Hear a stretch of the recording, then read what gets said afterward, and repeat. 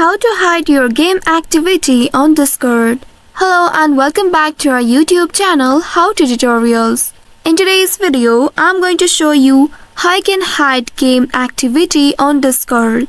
To hide your game activity on Discord so others can see what game you're playing, then you need to follow these steps. First of all, open any web browser on your device and in the search bar type in discord.com in order to reach to the official website of Discord. Now once you enter this URL, press on enter button to search for it. Within a while, you will be taken to this official website of Discord. Here you need to ensure you are logged into your account. Click on this open Discord, and once you are logged into your account, you will land on this home page. Now, here at the bottom left, you will find your profile icon.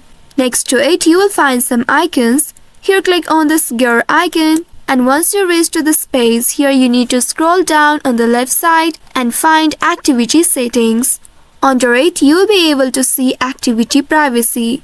Click on this activity privacy option. Here you will see two different options: share your detected activities with others and share your activity status by default when joining large servers. You will see the toggle buttons that are switched on at the right side.